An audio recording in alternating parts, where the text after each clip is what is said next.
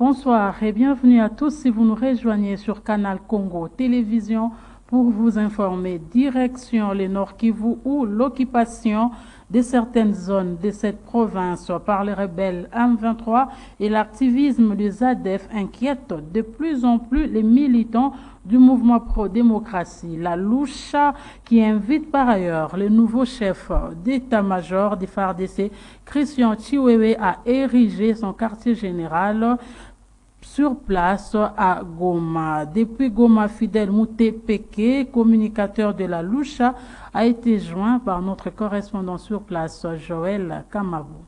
Ce qui se passe à Rutshuru, vraiment, c'est étonnant. Vous voyez que ce que M23 est en train de faire pour notre pays, il fallait que nous, la population et notre armée, qu'on puisse coaliser pour combattre les M23. Si ce n'est pas dans ce cas, vraiment, vous allez sentir, nous serons déplacés dans notre pays. Nous appelons la population de voir comment il faut accentuer les actions pour barrer la route à tout le monde qui sera derrière les M23. Parce que peut y avoir ici à Kassindi les gens qui sont derrière le M23. Alors tous ces gens-là, il fallait qu'on les dénonce avant l'État. Nous appelons aussi notre gouvernement de faire quand même quelque chose. Et notre gouvernement ne puisse pas nous déshonorer jusqu'à ce point. Nous passons, nous comme Lucha, que Bunagana, même Rutshuru, soit libéré le plus vite possible. Parce que notre armée est aussi capable de faire tout. Même Tshisekedi lui-même, il avait dit qu'il va s'installer à Goma. Le M23, il n'y a pas question de négociation. C'est la question de frapper et les refrapper. Nous pensons que si le président envoie le chef d'état-major Chiwewe à Goma, soit à Beni, il pourrait s'installer et puis voir ce qui se passe dans notre province. On va voir combien de fois les M23, même les ADF noirs, va manquer quelque chose à faire parce qu'il faut sentir la pression de notre pays.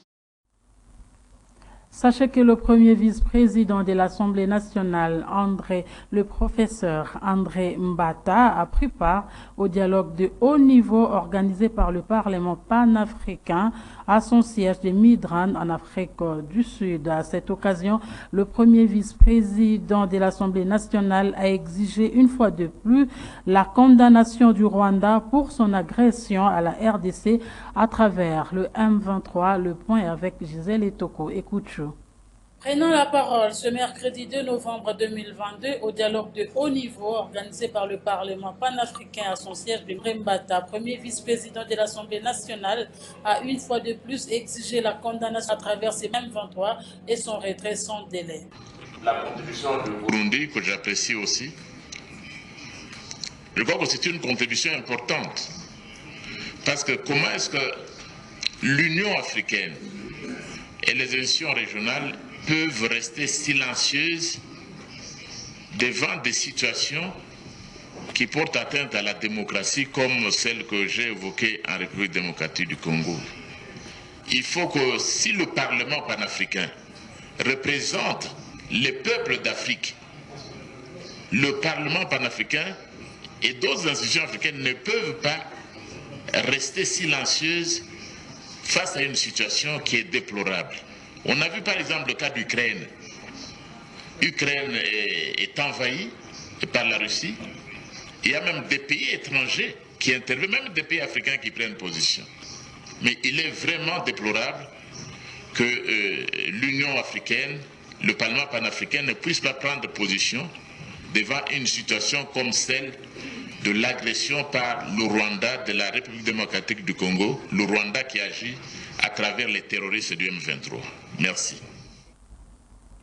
Parlons des pourparlers de Nairobi dans ce journal. En tout cas, les Kinois interrogés à ce sujet restent pessimistes quant à la restauration de la paix à l'Est à travers cette rencontre au moment où, disent-ils, les États-Unis et quelques pays occidentaux sont derrière le Rwanda qui soutiennent les M23. Ils sont au micro de nos stagiaires de la PIC.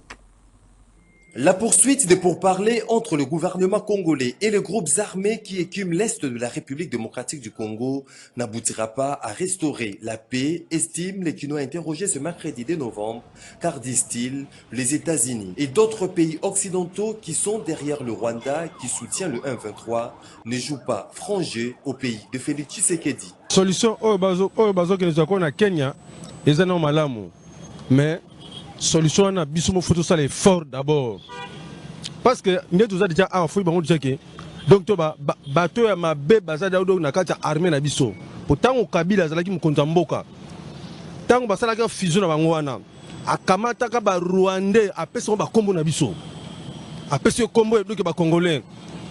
Akina kombo ni ko ba Rwandais tanga na Kinshasa wa ba pesa kombo Tumba. Maxani ba pesa kombo batu wana o bazana armée congolaise wana zo komona bango na. Ce sont des Rwandais. O bazo sala biso ka bo bazo sala bo donc zo mona armée na so za passe. Ezala ndenge ba kai côté kuna. Biso moko ba na mboka ndenge bango bazo ba kino formation sala mai. Faut ba sala formation moko ya sika vraiment pauvre mato mekana nu ko bundisa batu wana. Ce sont des Rwandais qui sont dans l'armée de Bisso. Les Congolais dans la poste. Ça n'a pas l'importance. Parce que ceux qui ont vu depuis Kabila, époque Kabila, les pères et les fils Joseph, jusqu'à présent, il y a eu plusieurs négociations, à plusieurs reprises. Donc, les négociations ont des avantages dans Bisso. C'est depuis 1+4. Quand on a piégé RDC, lobby que non, tout ça la fusion et l'armée nationale.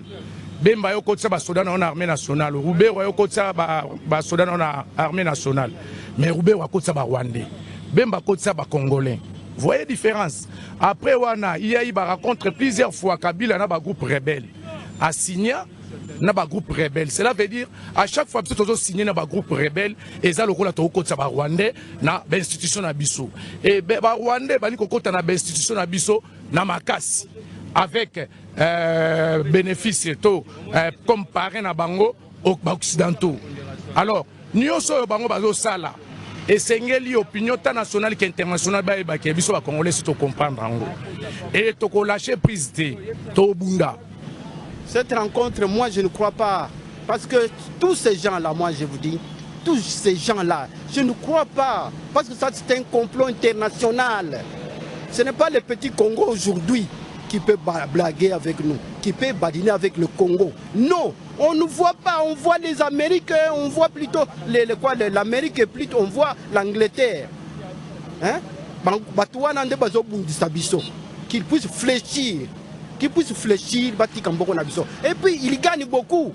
Notons que ces pourparlers auront lieu à Nairobi, au Kenya, du 3 au 13 novembre 2022. Dans un autre registre, ouverture ce jeudi 3 novembre 2022 à Kinshasa de la 11e édition d'Africa Digital Expo 2022 et c'est le Premier ministre, chef du gouvernement Jean-Michel Samalou Kondé qui a lancé ses travaux en présence de plusieurs représentants venant de plus de 30 pays d'Afrique et quelques ministres de son gouvernement. Regardez. Ouvert ce 3 novembre par le chef du gouvernement, la 11e édition d'Africa Digital Expo 2022 a connu la participation de quelques ministres membres du gouvernement et plusieurs représentants venant de plus de 30 pays d'Afrique.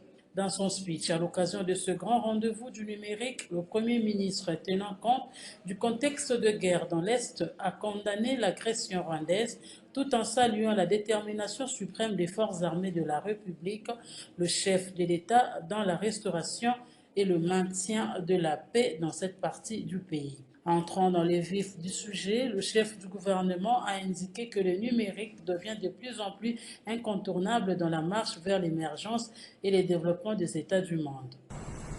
Le numérique devient de plus en plus incontournable dans la marche vers l'émergence et le développement des États du monde. C'est ainsi qu'en République démocratique du Congo, notre pays, Son Excellence, Monsieur le Président de la République, chef de l'État, Félix-Antoine Tshisekedi Tshilombo, qui, dès l'entame de son mandat, a placé le numérique au cœur de son... Elle a adopté en la 73e réunion plutôt du Conseil des ministres, afin qu'il entre dans le processus parlementaire. C'est ici l'occasion pour moi de féliciter et d'encourager Monsieur le ministre du Numérique pour tous les soins apportés à ce projet. Il y a lieu également d'évoquer la marche vers l'identité numérique à travers la mise en place d'un cadre de mutualisation des actions de recensement, d'enrôlement et de l'identification de la population, afin de doter le pays d'un fichier général de la population à travers notamment la mise en place d'un identifiant unique, socle des services numériques de confiance. Aussi, le gouvernement de la République est de plein pied pour la mise en œuvre du système de traçabilité des produits et des échanges par la technologie code à barres. Après l'acquisition du préfixe 605, le travail d'implémentation touche en effet à son terme. Il y a lieu également de relever les efforts que fournit le gouvernement pour la lutte contre la fracture numérique, en relevant le défi de la connectivité à travers l'intensification des travaux de déploiement de la fibre optique et de la couverture en électricité et infrastructures de base en milieux locaux et périurbains. Parlons du processus électoral. Dans ce journal, l'identification et l'enrôlement des électeurs étaient au centre des échanges entre le président de la Commission électorale nationale indépendante, Denis Kadima Kazadi, et une délégation de la Commission d'intégrité et médiation électorale, CIME, conduite par son président, l'imam Rachid Moussa. Le point dans cet élément. Le président de la Commission électorale nationale indépendante, Denis Kadima Kazadi, a échangé avec une délégation de la Commission d'intégrité et de médiation électorale conduite par son président, l'imam Rachid Moussa. Les deux vice-présidents, bienvenus Ilanga Lembo et Didi Manara Linga, accompagnaient le président de la CENI à cette rencontre. À l'issue de cet entretien, le coordonnateur de la CIME, Akakiwa Bayago, en a dévoilé la substance. Sous la direction de son président, l'imam Moussa Rachidi, nous avons été reçus par le président de la CENI et nous sommes venus pour lui parler de la campagne de sensibilisation que les confessions religieuses ont entamée depuis le samedi 29 octobre passé. Et cette activité, qui a commencé par la ville de Kinshasa, va être étendue dans l'ensemble de 26 provinces, y compris la ville de Kinshasa. Donc, la ville de Kinshasa et les 25 provinces, c'est sur ce que nous comptons réaliser dans les provinces, dans le cadre de l'accompagnement de l'opération d'identification et d'enrôlement des électeurs, que nous sommes venus échanger, partager avec le président de la CENI et lui présenter les contenus de ce que nous attendons faire. Donc, nous avons pensé, en premier lieu, il faut une mise à niveau des équipes des formateurs. Et là, la CENI est bien disposée à nous offrir toute l'expertise qu'elle dispose pour former nos sensibilisateurs, nos formateurs. Et ensuite, la deuxième étape, ce sera maintenant la descente dans les provinces, le déploiement de ces formateurs pour faire des formations à cascade au niveau de chefs-lieux de province et aussi descendre jusqu'au niveau des 145 territoires pour finalement faire le travail au niveau de la base. Voilà, de cette manière-là, mais dans l'entretemps aussi, nous avons le besoin de redynamiser encore nos équipes dans toutes ces provinces, notamment les structures de la CIME et aussi d'une institution qui accompagne aussi les confessions religieuses. C'est le ROC qui est le réseau d'observation des confessions religieuses. Donc voilà un peu comment, en deux volets, s'il y a la formation qui est faite au niveau national et où nous descendons au niveau des provinces, finalement, les gens qui seront formés au niveau des chefs-lieux de province vont descendre pour former des sensibilisateurs qui vont accompagner tous ces deux processus. Au Nord Kivu, la coordination de la société civile du territoire d'Irumu se félicite de la mise en œuvre du projet de développement à la base des 145 territoires initié par le chef de l'État, Félix-Antoine Tshisekedi. Ainsi, invite-t-elle la population de s'approprier le dit projet pour une bonne matérialisation. John Kaboro, coordonnateur de la société civile d'Irumu au Nord Kivu, est au micro de notre correspondant Joël Kamabou. Nous invitons toute la population du territoire d'Irumu à l'unité et la solidarité autour de l'administrateur militaire du territoire d'Irumu qui s'est investi personnellement pour la recherche de la paix et le développement du territoire. Nous sommes très satisfaits de la mise en œuvre des projets de construction de 13 écoles et 6 centres de santé dans les 9 entités du territoire d'Irum au compte du projet de Sankara 5 territoire. Nous demandons à toute la population bénéficiaire de s'approprier et de prêter une main forte pour que les travaux soient réalisés dans les délais fixés par le projet. Pour les entités qui n'ont pas été sélectionnées pour la première phase, de garder leur esprit calme car nous avons la deuxième phase qui approche. À l'administrateur militaire du territoire d'Irum de prendre en considération toutes les observations faites par les honorables députés et les autres participants pour le partage équitable du projet pendant la deuxième phase. John Kaboro Mouno, le coordonnateur de la société civile territoire d'Irum. Tout à fait autre chose. À l'organe délibérant de la ville de Kinshasa, les élus provinciaux ont voté à l'unanimité la proposition d'édit initiée par Magloire Kabemba portant modalité de répartition des recettes à caractère national ainsi que des recettes, impôts et taxes d'intérêt commun. Le détail dans cet élément que nous propose Maxime Macabou.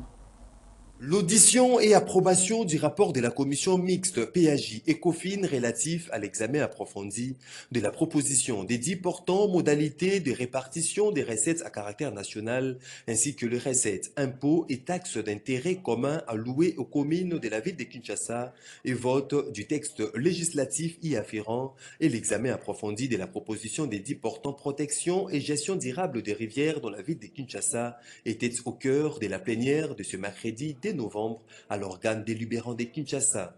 Ainsi, après un débat houleux, le rapport de la commission ECOFIN a été adopté par les élus de la capitale qui ont par la suite voté la proposition d'édit portée par Magloire Kabemba qui fixe entre autres les modalités de répartition des recettes à caractère national ainsi que celles perçues sur les impôts, droits, taxes et redevances provinciaux et locaux d'intérêt commun entre la ville de Kinshasa et ses entités territoriales décentralisées. Remercier mes collègues députés provinciaux de la ville de Kinshasa pour avoir adopté ma proposition d'édit portant répartition, modalité de répartition des recettes à caractère national et des recettes provinciales et locales d'intérêt commun alloué aux communes de la ville de Kinshasa. Ce texte qui vient d'être adopté aujourd'hui est pris en exécution de la loi relative à la nomenclature des actes générateurs des provinces et des entités territoriales décentralisées. C'est un texte qui vient renforcer l'arsenal juridique de notre pays en matière de décentralisation financière. Pour un meilleur suivi et contrôle, il est recommandé au ministre provincial ayant les finances dans ses attributions de transmettre trimestriellement à l'Assemblée provinciale de Kinshasa les rapports sur la situation des rétrocessions dues aux entités territoriales décentralisées. Des réactions après la publication de la liste des magistrats retenus au concours de la magistrature. Maître Willy Wenga plaide et dénonce au même moment pour l'amélioration des conditions de travail de ces corps en République démocratique du Congo. Maître Willy Wenga est au micro de Nancy, il est cancellé. Je ne croyais pas qu'à si peu de temps, à moins d'un mois, on pouvait organiser ce concours et obtenir les résultats aujourd'hui. C'est quand même un concours de plus de 23 000 candidats, corrigé en un mois. Vous savez, du 9 octobre, on n'est pas arrivé au 9 novembre, c'est quand même quelque chose qu'il faut féliciter. Mais une chose que c'est vrai, c'est que initialement, il était prévu qu'on va recruter 3 000. Puis on a parlé de 4 000, maintenant on parle de 5 000. C'est bon, mais il y a un problème d'infrastructure, un problème de mobilité, de conditions de travail qui doit être vraiment regardé avec beaucoup d'attention. Parce que ce qui fait que de temps en temps on recrute, mais à l'intérieur on ne trouve pas les magistrats à cause de mauvaises conditions de travail. Mais quelque chose de regrettable, c'est de voir que beaucoup de gens ont échoué. Mais ils ne pouvaient qu'échouer aussi. Parce qu'on ne pouvait que retenir 5 000 sur 23 000. Donc on devait avoir au moins 18 000 qui devaient échouer. Qu'on ait réussi, qu'on ait eu combien, mais si on n'est pas rentré dans le cadre de cotes qui devaient faire retenir les candidats devaient échouer. Mais bon, l'essentiel est fait. Et comme on nous dit que le président de la République s'implique et va s'impliquer davantage, voyons voir. Mais par expérience d'avocat, c'est que le plus grand problème des magistrats, c'est leurs conditions de travail. Une fois que les conditions de travail des magistrats est améliorées, je dois vous avouer que le niveau de juristes actuels a beaucoup baissé. C'est que la magistrature a connu aujourd'hui avec les taux, nous le connaissons chaque jour au barreau. C'est que nos collègues juristes d'aujourd'hui, le niveau a sensiblement baissé. Mais aussi, le concours de magistrats, ce n'est pas un concours qui est fait pour les étudiants en premier graduat. C'est un concours qui est fait pour les licenciés en droit. Et lorsqu'on pose des questions où il y a un peu de la pratique dedans, je vous avoue, celui qui vient de l'université ne peut pas se retrouver. Or, le concours comportait des questions qui nécessitaient réellement d'avoir maîtrisé les droits d'abord académiques et puis d'avoir quelques connaissances du droit pratique. Or, lorsqu'on a déjà un déficit en droit académique et on ne connaît rien en droit pratique, il faut s'attendre à un échec. Ce journal est terminé, mesdames et messieurs. Merci de votre attention soutenue. Restez branchés sur Canal Congo Télévision.